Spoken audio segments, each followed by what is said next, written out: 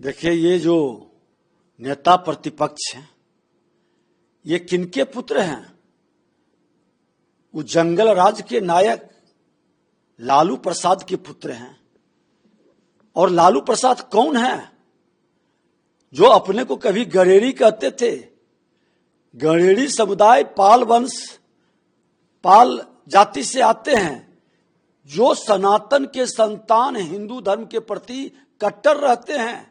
और ये व्यक्ति न अपने गड़ेरी जाति के प्रति अपने को जादव घोषित कर करके वोट की राजनीति में जादव को भी बरगलाते हैं, और न अपने धर्म के प्रति नवरात्रा में मांस खाएंगे, कुंभ को आलतू फालतू कहेंगे, और तजिया का ढोल बजाएंगे घर के अंदर बुला के। अरे कौन सा संस्कार है आपके पास? अजय यादव की हत्या इस मुहर्रम के जुलूस में हुआ, मौन क्यों है? तेजस्वी यादव जी, यादव टाइटल लगाने से अजय यादव के प्रति क्यों संवेदना व्यक्त नहीं किए? सनातन के संतान पर जब कहर ढाता है तो मौन क्यों हो जाते हैं? धिक्कार है वोट की राजनीति में, तुष्टीकरण की राजनीति में अपना जमीर बेचने वाले लोग, अपने धर्म को भी अपमानित करने वाले, और अपने जाति को तो पहले से ही आपने कलंकित करके छोड़ दिया है। ऐसे लोग मुख्यमंत्री नीतीश कुमार जी पर प्रश्न उठाते हैं, जो सजायाफ्ता भ्रष्टाचारी न्यायालय से घोषित अपराधी को राष्ट्रीय अध्यक्ष बना के अपने दल को दलदल में फंसा दिए।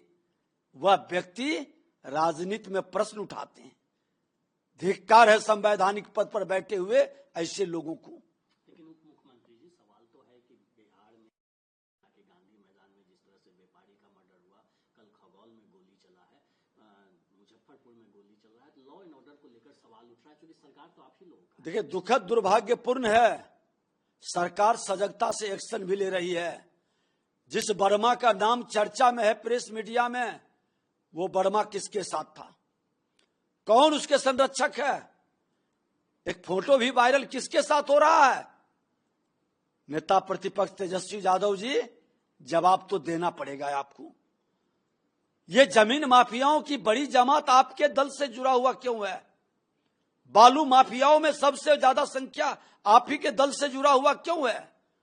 और दारू के मामले में भी सबसे ज्यादा राजद से जुड़े लोग ही क्यों पकड़ाते हैं? अराजकता का प्रतीक है। ये जंगल राज को गुंडा राज में तब्दील करने का अभियान चला रहे, लेकिन एनडीए सरकार, इनके पोषित कुछ भ्रष्ट पदाधिकारी सरकार के अंदर भी बैठे हैं। अगर जो जमीन माफिया से वो जुड़े हैं तो हम मुख्यमंत्री जी से भी मिलकर के आग्रह करेंगे कि ऐसे भ्रष्ट पैसा कमाने की मानसिकता वाले भ्रष्ट पदाधिकारी को भी चिन्हित करके अपराधी के साथ इनको भी कार्रवाई की व्यवस्था बने, और मुख्यमंत्री गंभीरता से ले भी रहे हैं। उसको लेकर तेजस्वी यादव लगातार सवाल खड़ा कर रहे हैं, कह रहे हैं कि हम इलेक्शन कमिश्नर से पटना में भी मिले थे, उचित जवाब नहीं मिल रहा है, लोगों को दिक्कतें हो रही है वोट काटने। नहीं, ये क्यों भड़मा रहे हैं लोग को? इनके पिताजी बुत से जिन निकालते थे और सत्ता में अपने को बरकरार रखने के लिए नरसंहार कराते थे। लोग को पलायन के लिए जो इनके एंटी वोटर थे, उसको प्रेशर बना के, भयभीत करके, अपमानित करके, गाली और गोली से पलायन के लिए विवश करते थे। वह खेल बंद हो चुका है, नरसंहार समाप्त हो चुका है बिहार में। अब जो लोग डबल वोटिंग का खेल खेलते हैं, जो लोग बाहर से लाला करके एक जमात, एक समूह को बसाते हैं, अरे चुनाव आयोग पारदर्शिता से वोटिंग कराना चाहता है। ये 50%, 44%, 40%, 55% के अंदर वोट परसेंटेज होता है। इसको बढ़ाने के लिए, 100% करने के लिए वोटर को चिन्हित कर करके उसका मूल्यांकन करने का अगर जो अभियान सर्वे का शुरू किए, इसमें इनको बुखार क्यों लग रहा है?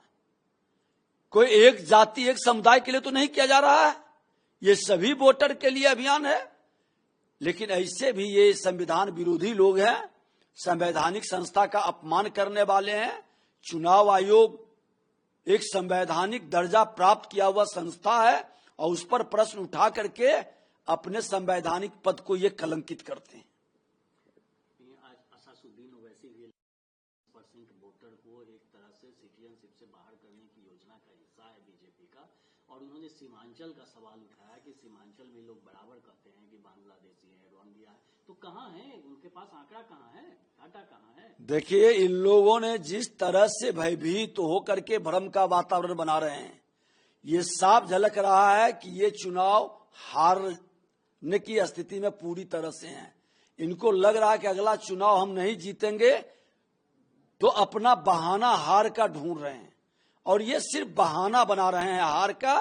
अरे बांग्लादेशी हो या पाकिस्तानी हो, वो देश का नागरिक नहीं है, उसके विरुद्ध इनको भी खड़ा होना चाहिए। लेकिन देश से इनको प्रेम नहीं है, इसलिए बांग्लादेशी पाकिस्तानी को ये बसाना चाहते हैं, उसका आवासीय बना करके वोटर लिस्ट में नाम जुड़ाना चाहते हैं। अरे देश प्रथम की भाव हो जो इस मिट्टी पर, इस धरती पर मां भारती का संतान है, किसी जाति धर्म क्षेत्र भाषा का, वो विदेशी को स्वीकार नहीं करेगा, और विदेशी को स्वीकार करता है वो देश का वफादार नहीं कहलाएगा।